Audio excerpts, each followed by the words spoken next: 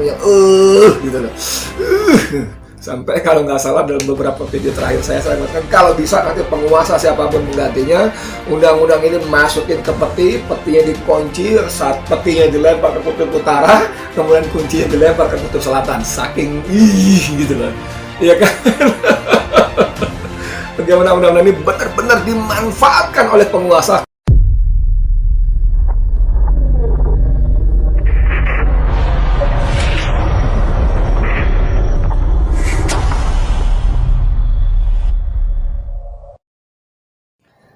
Assalamualaikum warahmatullahi wabarakatuh. Saudara, dengan saya Edi Mulyadi. Saudara sekalian, beberapa jam yang lalu, ini munculnya Senin malam sebetulnya, tapi kita baru baca di media-media online. Itu beberapa jam yang lalu ada berita yang buat saya dan mungkin buat kita semua cukup mengejutkan. Betapa tidak, karena judulnya ini di Kumparan, tapi tadi saya sempat googling. Banyak media lain juga menulis hal yang sama. Saya bacakan judulnya, Jokowi, jika Undang-Undang ITE tak bisa beri keadilan, saya minta revisi, hapus pasal karet. Keren nggak? Ini menjadi semacam serial barangkali ya. Serial karena beberapa waktu sebelumnya Presiden baru saja dalam pidato di peluncuran buku tahunan Ombudsman RI, ya ORI, itu beliau Joko Widodo minta agar masyarakat lebih aktif menyampaikan kritiknya. Wah, lalu kita tahu jagat medsos kita bergejolak, wah, dan sebagainya, sampai tidak kurang dari mantan Wapres Yusuf Kala pun bertanya gimana caranya mengkritik tanpa harus dipanggil dan ditangkap polisi. Iya. Kalau Anda ikuti channel Bang Edi juga, Bang Edi channel juga ada video saya soal itu. Bahkan saya bikin tutorialnya ya, contohnya. Saya bacain aja gini ya. Presiden Jokowi memimpin rapat pimpinan TNI Polri secara tertutup hari ini, Senin kemarin ya maksudnya ya, 15 Februari. Dalam rapim internal itu, Jokowi sempat membahas soal kemungkinan revisi Undang-Undang ITE. Ya, wow. Jokowi mengatakan pemerintah bisa saja mengusulkan revisi Undang-Undang ITE ke DPR jika aturan ini dirasa memberi ketidakadilan kepada masyarakat. Hal ini terjadi karena Jokowi melihat banyaknya pihak yang saling melaporkan dengan dasar Undang-Undang ITE dan tidak sedikit yang merasa dirugikan. Wow. Kalau Undang-Undang ITE tidak memberikan rasa keadilan, ya saya akan minta pada TBR untuk bersama-sama merevisi undang-undang ini, Undang-Undang ITE ini, kata Jokowi dalam rekaman video yang baru diunggah di akun YouTube Setpres kepada Presiden, maksudnya Senin malam. Karena disinilah hulunya ada di sini, revisi, kata Jokowi ya. Terutama menghapus pasal-pasal karet yang penafsirannya bisa berbeda-beda, yang mudah diinterpretasikan secara pihak, kata lanjut Jokowi. Lebih lanjut, Jokowi menyadari hingga saat ini masih banyak warga yang saling melaporkan ke polisi. Pijakannya, kata dia, adalah Undang-Undang ITE. Menurut Jokowi, semangat Undang-Undang ITE sejatinya adalah menjaga agar ruang digital tetap bersih dan sehat. Saudara, bagaimana komentar Anda? Kita tahu polisi dengan dalih Undang-Undang ITE banyak menanggapi tokoh-tokoh yang kritis. Bahkan bukan cuma tokoh, warga negara biasa yang cuma sekedar mengunduh ya, warga negara biasa yang menyampaikan unek-uneknya di media sosialnya, mungkin di Facebooknya, di Twitternya pun dicokok, diangkut dengan dalih Undang-Undang ITE. Macam-macam lah pasal-pasalnya, pasal ujaran kebencian, pasal penyebaran hoax dan sebagainya dan seterusnya. Gimana nih? Apakah pernyataan Jokowi ini sesuatu yang bisa diharapkan atau seperti yang sudah-sudah ya wes lah, pernyataan di mana, realisasi di mana, bahasa anak muda yang sekarang ngeprank. Jokowi ngeprank lagi katanya gitu. Bikin pernyataan yang kalaupun nggak bisa dirasakan sesuatu yang mengawang-awang. Tapi Tadi saya sempat nonton channelnya Hersu Beno Arif dengan Rocky Gerung yang bikin komentar soal pernyataan Jokowi ini. Menurut Rocky Gerung ini ya, menurut Rocky Gerung dalam channel yang tadi obrolan dengan Hersu tadi, Jokowi hanya tes ombak. Dengan pernyataannya akan merevisi Undang-Undang ITE ini, Jokowi hanya tes ombak. Bahasa gampangnya pemberi harapan palsu. Wah, ngeri Rocky Gerung ini, ngeri memang. Kenapa? Karena menurut Rocky Gerung bertahun-tahun rakyat hidup dalam gelombang ketidakpercayaan terhadap pemerintah, khususnya kepada presiden. Wah, Rocky Gerung ini ya. Jadi menurut dia, yang problem utamanya bukan undang-undangnya, tapi yang harus direvisi itu cara berpikirnya.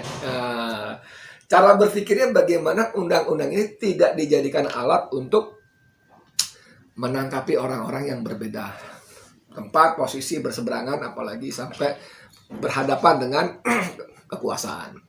Saudara sekalian, dalam video-video saya sebelumnya, saya berkali-kali menyebutkan Undang-Undang ITE ini undang-undang yang gitu loh. Sampai kalau nggak salah dalam beberapa video terakhir saya mengatakan kalau bisa nanti penguasa siapapun menggantinya, undang-undang ini masukin ke peti, petinya dikunci, saat petinya dilempar ke kutub utara, kemudian kuncinya dilempar ke kutub selatan. Saking gitu loh. Iya kan? Bagaimana undang-undang ini benar-benar dimanfaatkan oleh penguasa, khususnya oleh polisi, yang kita tahu kemudian bahwa polisi sejak zaman Gus Dur diangkat derajatnya langsung di bawah presiden, kemudian dalam perjalanannya masa sekarang memiliki anggaran yang sangat luar biasa besarnya, bahkan mengalahkan 3 matra gabungan sekaligus, angkatan udara, angkatan darat, angkatan laut ya. Dahsyat sekali. Dan mungkin itu kali ya cara para Kapolri dulu membalas jasa presiden dengan menjadi penjaga kekuasaan. Dengan menjadi alat kekuasaan, alat pukul kekuasaan, yang harusnya mestinya polisi menjadi alat negara, bukan alat pemerintah, apalagi alat kekuasaan. Itu barangkali. Nah, karena itulah selama bertahun-tahun, paling sedikit 6 tahun ini, saya mungkin terlalu naif, tapi saya hopeless. Saya merasa bahwa undang-undang inilah sumber masalahnya. Sehingga dalam banyak video saya bilang, buang jauh-jauh, sampai beberapa waktu terakhir ini saya kembali merenung setelah membaca-baca. Ternyata memang undang-undang ini kan lahir sebelum Jokowi berkuasa. Undang-undang ini lahir saat SBY, Susilo Bambang Yudhoyono, menjadi presiden. Dan, dannya ini yang saya suka. Dan ternyata di saat Yudhoyono menjadi presiden, undang-undang ini tidak digunakan untuk menangkapi orang-orang yang berseberangan dengan penguasa. Tapi di luar itu lagi, saya dan kawan-kawan dulu tahun berapa saya juga lupa, itu menyelenggarakan aksi unjuk rasa di patung kuda, tapi lebih kepada bundaran air mancur Tamrin itu ya, di depan gedung Sabta Pesona. Itu kami menyelenggarakan aksi unjuk rasa yang jumlahnya besar-besaran, dan kami waktu itu membawa seekor kerbau hitam di talinya, lalu di tubuh kerbau itu ditulis SBY, yang orang semuanya segera paham yang dimaksud Susilo Bambang Yudhoyono, dan tidak ada satupun dari kami yang dipanggil polisi, ditangkap, apalagi dipenjara. Tidak ada. Jadi gini, yang saya mau bilang dengan kilas balik flashback seperti ini adalah bahwa undang-undang yang dilahirkan oleh zaman SBY pun tidak digunakan. Nah ini, tidak digunakan untuk menangkapi para pengkritiknya, para oposan. Padahal kalau kita baca waktu itu, waduh, gila itu waktu itu kalau kita baca, wah, SBY hampir tiap hari. Ini ada cuitan dari Effendi Ghazali ya. Saya, Fajrul, dan teman-teman aktivis pernah menyampaikan 9 kebohongan lama dan 9 kebohongan baru Pak SBY Yudhoyono. Pada masa itu kami tidak diperiksa, tidak ditahan, kata cuitan si Effendi Ghazali. Kalau masa ini keluar kata-kata itu, nggak usah 9. 3 aja rasanya membawa kita ke pemeriksaan polisi dan penjara. Enggak, katanya gitu. Jadi saudara sekalian, ini yang saya diskusikan secara one way ya, mohon maaf kan nggak ada interaksi. Betul nggak sih undang-undang ITE ini kita perlu revisi? Atau yang direvisi itu kata Rocky Gerung otaknya, cara berpikirnya. Gitu. Selama 10 tahun berkuasa, SBY tidak menggunakan undang-undang kita. Saya nggak tahu persis, nanti kita lihat lagi datanya, filenya, kapan undang-undang ITE ini dilahirkan, tahun berapa maksud saya. Tapi pastinya di zaman SBY. Dan SBY tidak pernah menggunakan undang-undang ini, walaupun kita tahu persis.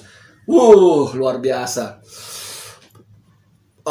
Kalau menurut para pembelanya sekarang ini, Fajrul, siapa lagi segala macam itu, bahkan orang DPD itu TB Hasanuddin segala macam, mereka bilang tolong bedakan antara kritik dan kebencian.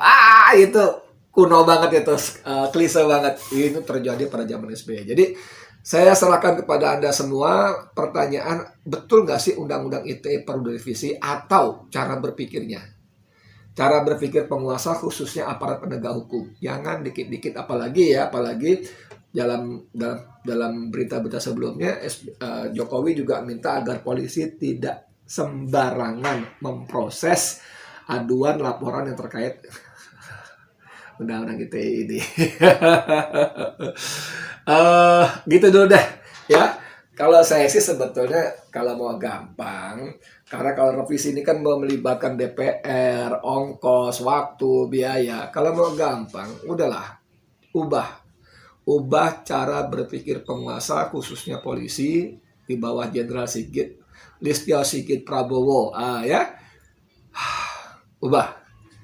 Apalagi nih lebih khusus, wabil khusus lagi, ubah cara penanganan kalian para polisi yang kalian mau bantah dengan cara apapun juga, kalian mau berkelit dengan cara apapun juga, publik sudah percaya betul, kadung yakin bahwa hukum di negeri ini tajam ke bawah, tumpul ke atas, tajam kepada oposan, dan sangat tumpul kepada relawan.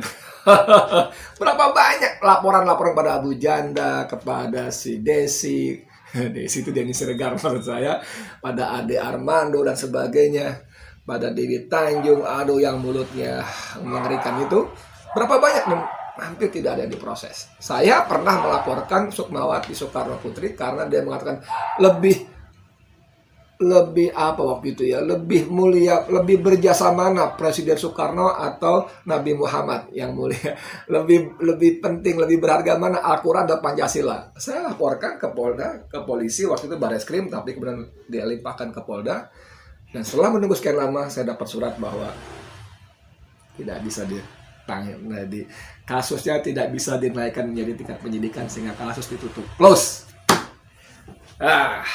Ya. Gitu. Jadi saran saya, revisi mungkin perlu, tapi itu next. Yang paling penting revisi undang-undangnya perlu, tapi mungkin next, karena ribet, mesti duduk, perlu waktu, perlu anggaran biaya rapat, biaya konsumsi kan, listrik AC kan mesti dibayar kalau rapat-rapat dan sebagainya. Mending ambil shortcut, jalan pintas, kalian revisi cara berpikir kalian, seperti kata Rocky Gerung, cara melangkah kalian. Oke, gitu dulu saja dari saya, Edi Mulyadi, untuk Forum News Network. Assalamualaikum warahmatullahi wabarakatuh.